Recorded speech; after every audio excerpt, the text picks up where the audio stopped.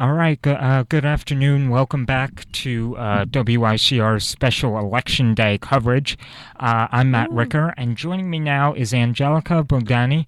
She's a junior here, and she is a Trump supporter. How are you today, Angelica? Oh, I am doing fantastic. And so, first, I want to start with Mm-hmm. uh, so this election started, you know, in the 18 middle months. of last year. And, as you remember, there were 16 Republican candidates, I believe. Right. Why are you supporting Donald Trump? And actually, before you answer that, tell me who you supported before. Okay, so when he first announced, I was like not really sure who I wanted. Obviously, it was like still very early on. And then like as time grew on, I was like started becoming more like engaged into the election. Like still like I think it was like the first debate.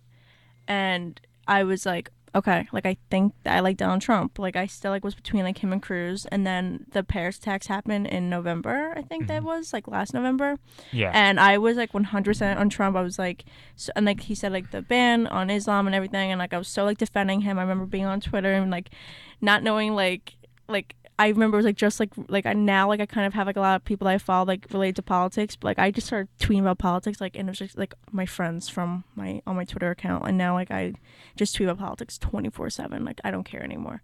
But yeah, so I remember just being like completely like Donald Trump 100%, like an enthusiastic Trump supporter, not even like oh like if he gets a nomination I'll support him, like Yeah. 100%.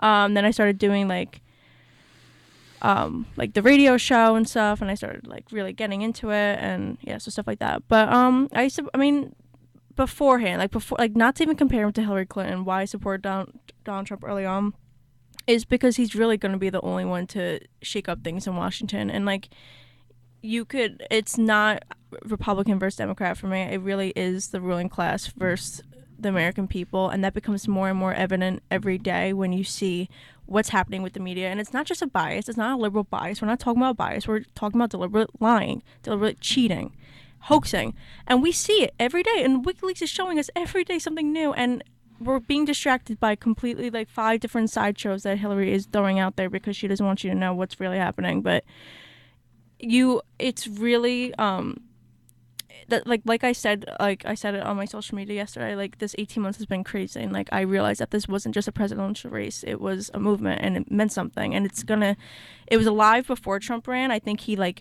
took advantage of a movement that was already kind of existent, but it wasn't necessarily like executed as as popular as it is now. I think people like were really upset after 2012 election, but I you definitely never seen something in politics like this. And so yeah, like with Donald Trump, it's something that even if like let's say he loses, which by the way, if we don't have a mass turnout rate and he doesn't win in a landslide, voter fraud is going to be very easy, and she could steal the election in a second. And we see it in early voting. We see it today. People were saying that their absentee, no, not their absentee ballot. Well, their absentee ballots are getting lost in the mail.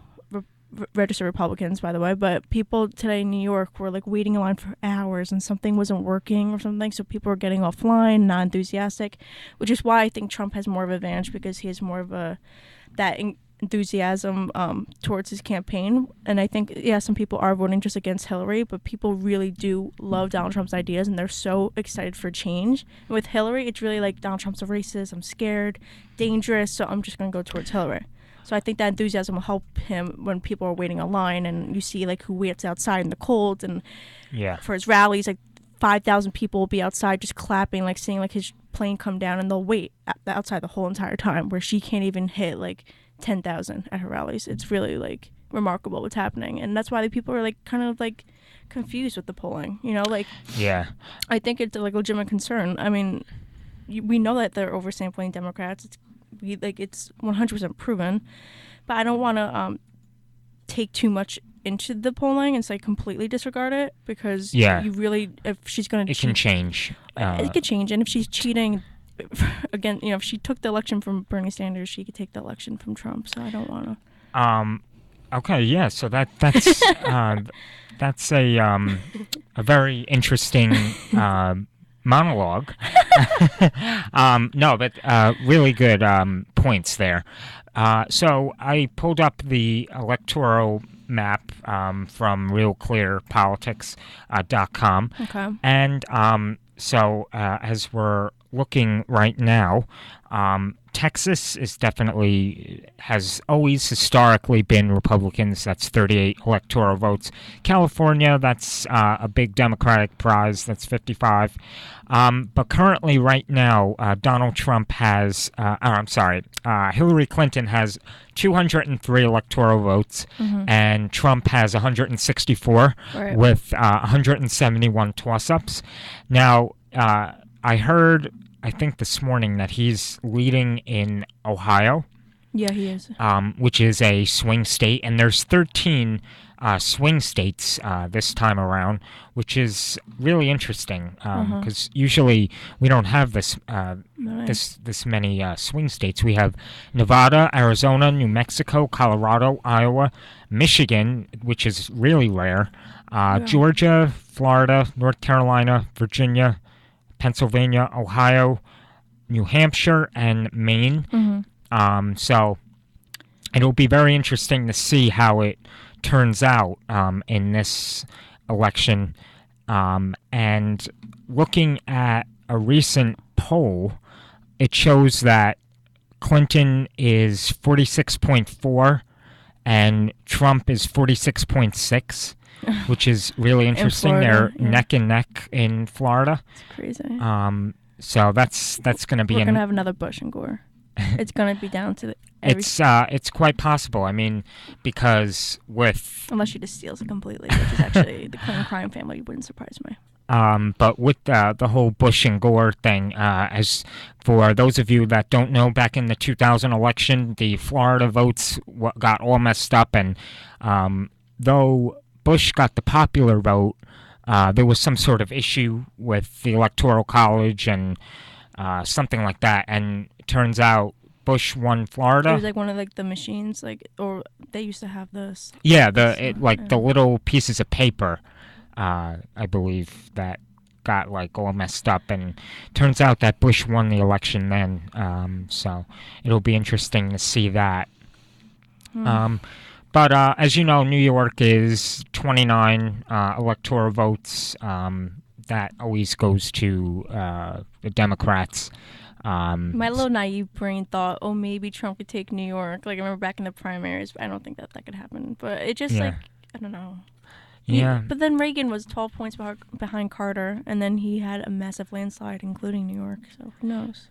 Yeah, anything can happen basically, and I feel feel though as though that we won't unfortunately know the results tonight because I feel like they're going to be triple counting these votes because of all that was going on. What do you think of that? I agree with you. I think it's gonna be a late night. I don't know. I don't know if CNN, which we know is extremely corrupt, extremely corrupt. Within the last couple of days, we found out from WikiLeaks and multiple things from CNN, but we don't have to even go into that. But I think that they're going to project around 6:00 that Hillary Clinton is winning and Donald Trump is not, and the exit polling is going to probably swing towards her. So people aren't going to go out and be enthusiastic towards Trump. I say to everyone, wait until the polls actually close. Go and vote. Do not listen to the media until the actual numbers come in. Don't even look at the exit polling. I think Michigan is particularly interesting. They voted, Democrat pretty much every election cycle, and you have a majority of Trump's electorate there, which is, uneducated, white, male, working class, kind of blue collar type of people. And Michael Moore agrees. That video that's so going viral right now, which is talking about how all the manufacturing jobs were getting lost, and how Hillary Clinton is the how it's going to be the biggest FU in American history, and how Trump is going to be it's going to be another kind of Brexit kind of thing, and it was specifically towards the people of Michigan. And I mean, this guy's a pathological liar. He hated Hillary a couple months ago and during the primaries, and now it's time to go vote for her. But I still agree with him what he said about Trump, no matter what, if he's going to, obviously he's not voting for him. But that video was actually really, it was a good video for people to see that really don't know a lot about politics. And I showed it to a lot of my friends, and they became like intrigued about like the whole political process, and they were like, that's, I don't know, and it just Yeah. No, I think with this election, it's very interesting. Like emotions are running high, and I think it's probably going to be one of the most participated elections in history. Definitely one for the history books because the turnout will be massive. apparently the lines are long, like extremely long. Yeah. Like they didn't see anything But like it. yeah, we'll have to wait and see what happens. But we're going to take a little break, and when we come back, we'll have more coverage on the election. So stay with us. We're on Facebook Live, and the videos will be uploaded to Ustream momentarily. So thanks again for watching, and we'll be right back.